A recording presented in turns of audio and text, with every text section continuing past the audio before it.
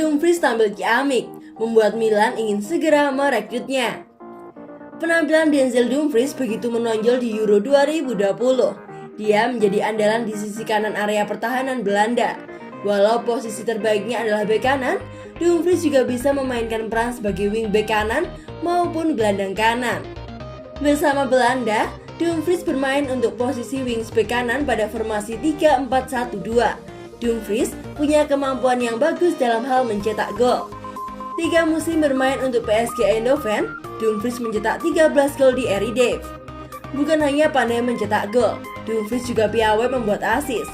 Pada musim lalu, dia membuat 9 assist. Kecepatan dan tenaga yang besar menjadi modal Dumfries untuk bisa meneror pertahanan lawan dan menjaga pertahanannya sendiri. Mantan pemain timnas Belanda, Mario memberi pujian yang tinggi kepada Dumfries. Ex-pemain Chelsea itu menilai bek kanan berusia 25 tahun itu punya mental dan semangat juang yang luar biasa. Saya sangat senang untuk Denzel Dumfries. Energi yang ditunjukkan sebagai pemain, apa yang kita lihat darinya sekarang bukanlah kejutan. Kita tidak hanya melihat yang seperti ini di turnamen besar, kata Maria pada BBC Sport. Dia selalu berenergi tinggi dan memiliki mentalitas pemenang dan semangat juang, tegasnya. Sebelum bersinar di Euro 2020, Denzel Dumfries sudah mendapat perhatian dari banyak klub papan atas Eropa. Salah satu klub yang serius tertarik pada jasa Denzel adalah AC Milan. Milan mungkin akan kehilangan Diogo Dalot yang harus kembali ke Manchester United. Sebagai gantinya, Milan pun membidik Denzel Dumfries. Calcio Mercato menyebutkan, pelatih AC Milan Stefano Pioli diberitakan sangat tertarik untuk memboyong sang bek kanan ke San Siro. Terus bersinar, AC Milan punya rencana untuk bintang Primavera Emil Roback. AC Milan dikabarkan memiliki rencana yang jelas untuk Emil Roback musim depan, mengingat striker muda tersebut terus bersinar bersama tim Primavera. Pada bursa transfer musim panas tahun lalu, Rossoneri memutuskan merekrut Roback dari Hammarby di Swedia. Dalam kesepakatan yang sebagian besar outlet menyebutkan, raksasa Serie A tersebut membayar mahar hanya sekitar 1,5 juta euro atau setara 24 miliar rupiah.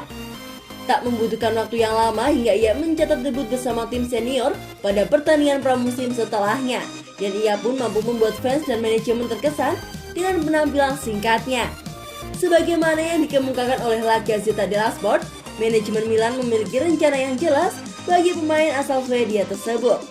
Mulai dari musim depan, ia akan diberi kesempatan tampil di tim utama secara kontinu, sehingga ia pelan-pelan bisa memperoleh pengalaman yang diperlukan untuk perkembangan karirnya.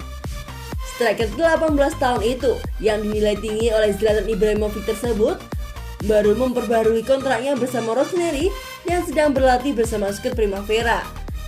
Akan tetapi, pihak raksasa Serie A tersebut yakin akan potensinya dan tak menutup kemungkinan pelatih Stefano Pioli akan memberinya beberapa peluang. Roback tentu perlu bekerja keras mengembangkan potensinya agar dapat menjadi pemain matang yang bisa diandalkan Milan di masa depan. Mengingat pihak klub yang minim striker berkualitas dan selama ini lebih banyak mengandalkan Ibrahimovic yang sudah tidak muda lagi. Milan telah belajar dari kesalahan Piatek dan Paqueta. Jurnalis mengklaim Milan telah belajar dari kesalahan Piatek dan Paqueta saat ia menguraikan rencana musim panas. Jurnalis Franco Ordine percaya bahwa Milan telah belajar pelajaran mereka dari kegagalan uang besar sebelumnya dan sekarang bertujuan untuk membangun secara berkelanjutan. Meski musim terasa baru saja berakhir dan kejuaraan Eropa dan Copa America sedang berlangsung, ada banyak perhatian seputar pasar musim panas Milan dan bagaimana Paolo Maldini dan Ricky Massara berencana untuk membangun diskut menjelang kembali ke Liga Champions. Milan News menulis bagaimana manajemen Rossoneri telah menghabiskan sekitar 28 juta euro untuk mengamankan masa tinggal Fikayo Tomori. Ketika ditambahkan ke 13 juta euro yang dibayarkan ke Lille untuk Mike Maignan, menjadikan Milan sebagai klub Italia yang sejauh ini paling banyak dimatikan di pasaran. Jurnalis terkenal Franco berbicara untuk Milan News, dan di antara poin-poin menarik diskusi adalah tanggapannya terhadap para penggemar yang mengkritik manajemen. Ada yang tidak mengerti banyak tentang market sepak bola dan sepak bola berkelanjutan. Sayangnya, bahkan ada yang yakin bahwa waktu belum berlalu, bahwa Covid belum merusak anggaran, dan di atas semua itu masih ada presiden yang seperti Silvio Berlusconi yang dibuat untuk segala jenis defisit bahkan pada 3 sektor. Pungkasnya, kesalahan Milan pada saat transfer Piatek sedikit menimbulkan masalah pada keuangan tim yang berakibat defisit pada keuangan. Namun jeda transfer musim panas ini akan benar-benar dimanfaatkan oleh Pioli dan Maldini untuk mencari pemain sesuai kebutuhan dan dapat dijadikan pioner guna mengarungi Liga Champions musim depan. Ini ambisi Tomori bersama Rossoneri dan beberkan dialognya dengan Maldini. AC Milan telah mengumumkan bahwa klub telah menggunakan opsi untuk membuat peminjaman Alok Fikayo Tomori dari Chelsea menjadi kesepakatan permanen. Fikayo Tomori mengungkapkan kegembiraannya di media sosial setelah akhirnya mengamankan kepindahan permanennya ke AC Milan dari Chelsea. Sang bek tengah memposting gambar di profil Instagramnya yang bereaksi terhadap kepindahan tersebut dengan keterangan sebagai berikut.